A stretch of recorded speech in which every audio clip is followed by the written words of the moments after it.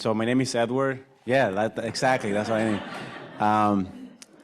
Because then I'm gonna get nervous and I'm gonna lose my thought. It's all right. Edward, I also live in the South Bronx. I'm just realizing that. So you might, I'm like Good, right yeah. there, There you go. Come Mount grow some Haven. food. Yeah, let's talk about that after. And I have been, organizing is the only thing I know. Is what I have been doing. Since I entered the workforce, and I'm also a CCNY CUNY graduate.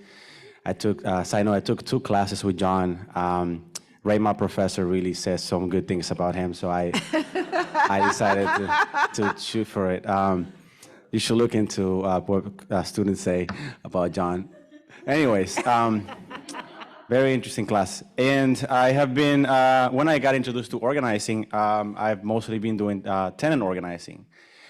And to me, it's interesting transition to do ownership, community ownership work, and community development, because I think there has been so much learnings in my tenant organizing history. But I'm gonna tell you a little bit about Northwest Bronx quickly, and then share a little bit of my learning experience about tenant organizing. And so Northwest Bronx has been around since 1974. We're a grassroots member-led organization that works for racial justice and economic democracy in the Bronx. And we do not just housing, but also health, and have also seen the connections of health, not only with housing, but also education and other aspects as well, and issues that we organize. And some of our values is that we do this work because we love our community, and that the folks that are directly impacted should be guiding the work. And as Cheryl already mentioned, our community has been hit really hard, but also has been kind of at the forefront in creating real innovative change, and also have been the battleground for creative organizing and resistance. And so Northwest Bronx has been organizing for many years, organizing tenants, and we were like, as successful as that organizing has been, I personally have been back in buildings where I've done successful tenant organizing campaigns. And I go back 3 years from now, and like half of the people that I used to organize with are no longer there. And we won some great repairs, and people were really happy about some of the outcomes, but that didn't change the fact that people already were rent burdened, and that their landlord had practices that were allowing them to harass tenants and not create an opportunity for people to live in a decent home. And so I've also encountered that tenant organizing has also raised the property value of some of the buildings that I organize, seeing great organizing campaigns that technically clean up buildings and eventually made the building actually more viable in the private housing market. And not paying attention on how organizing could have disrupt sales, or see that as an opportunity for an acquisition. And I think that is a missed opportunity that I can speak on, and I think that that I have seen as a challenge in the tenant organizing movement, that we tend to focus on the very important immediate conditions, right? And let's not talk about taking control of this building if the roof is going to fall on my head, and I'm not sure if I'm gonna be healthy, and seeing also how we're not paying attention on trouble buildings that are sending people to the emergency rooms, and that data should be a lot more available, and that there should be a direct connection. We know that there's a direct connection, but no one is really paying attention, right? Who's going to the emergency room, what building they're coming from, how many times do they come to the emergency room from that same building, and seeing how that actually ties to existing living conditions on the building. And there's data, and so no one is in the city is actually drawing those connections, because I know how, especially now, seeing more hospitals being privatized and getting access to that data is becoming a lot more complicated. And so the Bronx continues to now be the epicenter of, seeing it as an opportunity to build housing and to be able to and take on new development projects, because affordable housing has been a very profitable industry for developers, and our people are being displaced. And so we decided we needed to, do something different, and we needed to start owning. And I think for me, what that actually has translated into is more around control. And I think what, often, we want to be able to allow our people to own their homes and build equity. And, I think that the real valid point there is that that's how, eventually white people have built wealth in this country through the ownership of real estate.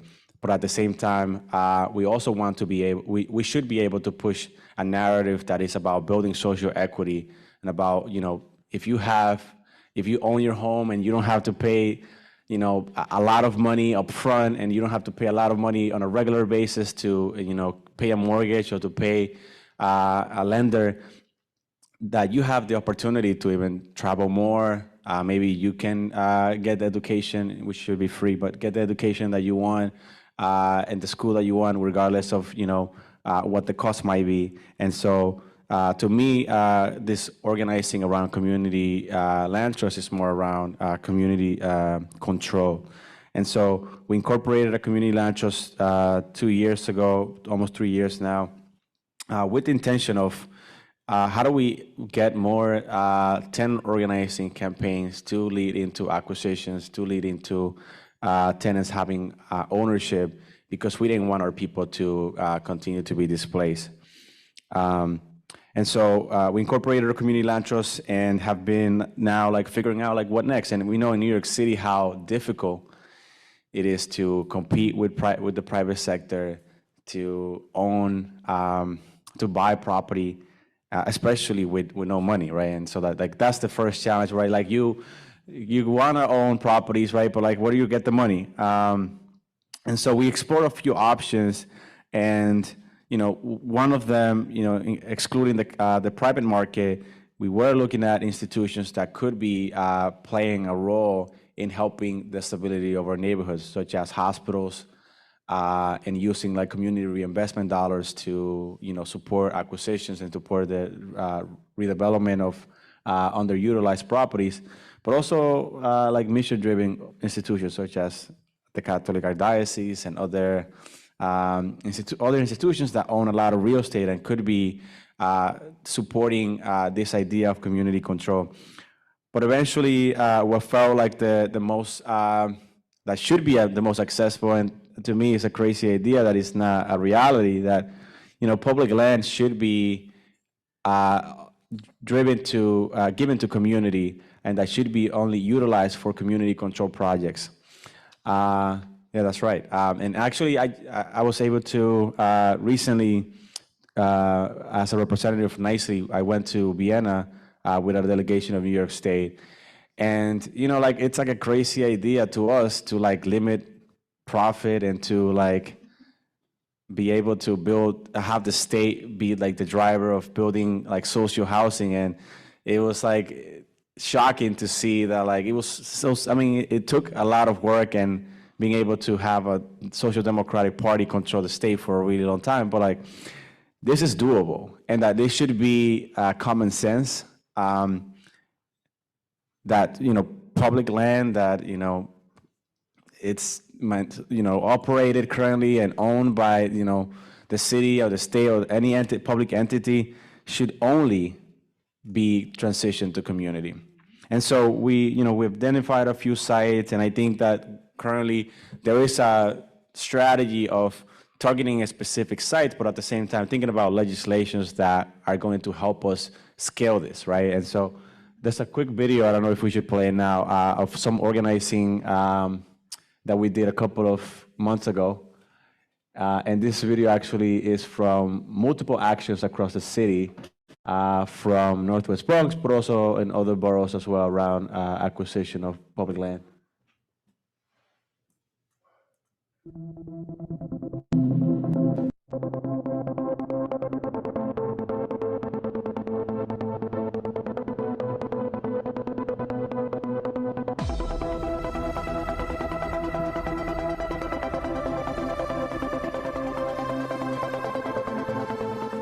of land right here, many of you know, has been empty for a really long time, is owned by the city, and we believe that this plot of land that's right behind me right here belongs in the hands of community. The charter here in New York City is one of the most influential pieces of law, and being able to actually get language, black and white letter law in there that says you need to prioritize COTs will change the game for us.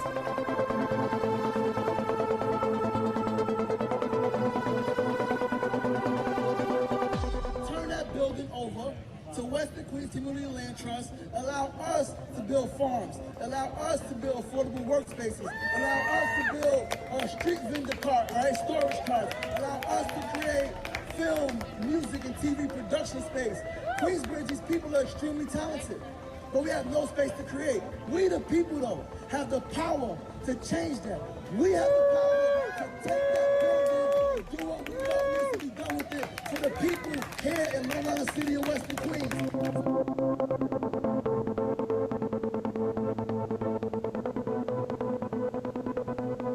So we want y'all to tell this Racial Justice Commission to say that we need to reform the charter to include specifically language that says we need all the public land to go to CLTs, and that's what we mean by public hands. Racial Justice Commission, this is what we want! Public land! Public land! What do we want? Public land! Public land! What do we want? Public land! Thank you, Dave, for the suggestion of the video. Yeah, and so I think that at one point our energy was trying to get it done through some sort of reform of the Racial Justice Commission, and we continue to do that through other legislative demands here at the City of New York, through the Community Opportunity to Purchase Act, and the recently introduced also the Community Land Act. And so, yeah, we're trying to get city-owned property and all kinds of publicly owned. And for us, Northwest Bronx, we also have the Kingsbridge Armory in our eye, and we're not, it's been 20 years plus, and we're not giving up, right? And we're back at, reorganizing the members of the community around the Kingsbridge Armory, and I think like people across the Bronx in New York City, the impact of the Armory will be felt across the city, not just in the Kingsbridge area, not only in the Bronx, but also across the city. The Kingsbridge Armory is the largest armory in the country, and could be a great opportunity and economic development opportunity for the Bronx, or its impact could be detrimental to our small businesses, to our residents, and we've seen a lot of that already happening. We're seeing many of the homeowners sell their homes as assemble deals in the Kingsbridge area to package 3 single-family homes and build multifamily projects on them. Within a couple of blocks from our office, we have over 5 projects currently, all happening at the same time. Without talking about the ones that are already completed and others that might be in the negotiation. So for developers, they have been able to compensate more, or homeowners have been able to get more out of their homes as a development site versus a single family home. So they have been able to use that strategy, and unfortunately, we slept on them. They're moving quickly. They have cash on hand, and they might have a commitment letter from those developers that allows them to shop for a home somewhere else. And so for the Armory, we've looked at a couple of opportunities as a potential usage, and actually tomorrow is the first community visioning session that the EDC is facilitating in the Kingsbridge area. And so we're mobilizing to ensure that people are present and are contributing. And so some of the fourth sectors that we have looked into that could be great for the Armory are around health, transportation, potentially energy and environment, and food. And we know the importance of the Armory being a revenue generating project, right? And so often people are only interested in things that are not going to, that are not business related. But I think that a key component of the Armory being successful, it has to be able to sustain itself. And so also we've had conversations around the cannabis industry and what the Armory, what the opportunities that the Armory might pose to be an incubator as well for that industry as well. I'll pause there. Thank you.